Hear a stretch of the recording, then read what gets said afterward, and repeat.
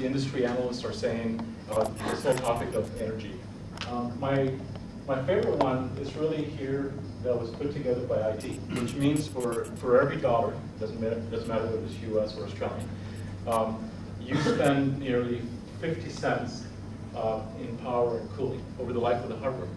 That's a significant expenditure for the assets that you purchased.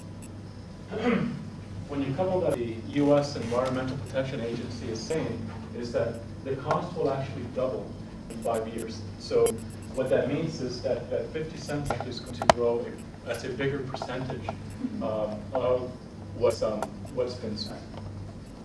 If you were to go and look at McKinsey, and they just did a report about a month and a half ago, they're actually forecasting that the cost of energy will double in 3 years. And the European Union did a study also last year, and their forecast is that it will double in 3 years. So all of this is that the amount of money that you're spending on your energy cost is going to be increasing.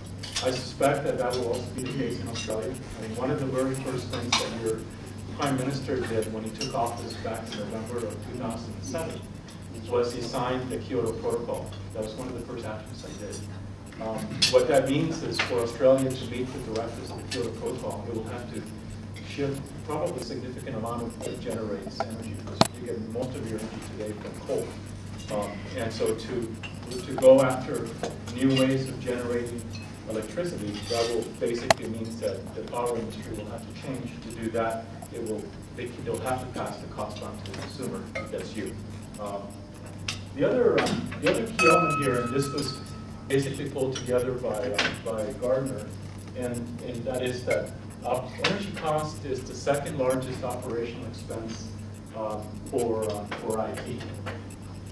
And so here, what that means is that when the CIO actually pays the bill directly for how much the electricity costs to run their data center, or whether the cost gets allocated to the CIO, or it gets up at the company or your department if you're in a department, then nevertheless you're still paying for it, and it's a significant amount of money for that. So does this resonate with you guys? As the OPEX. Sorry? If the energy second, what's the people cost? Yeah, and how much higher is that? Well, so it depends. It really depends. I mean, if you're dealing with a outsourced data center in Bangalore, then your people cost is nowhere near as high as if you're running a data center in New York City. So the ratio will change depending on location and cost of energy. Australian context? Sorry? Australian context? Sorry, I don't have only data. And that's kind of one of my closing remarks is that we really need to get some more information about Australia specific. So for example, we just completed the state of the data center study at Symantec, and for the first time ever actually included a number of Australian companies as part of that survey. We surveyed 1,600 companies. A number of them were in Australia.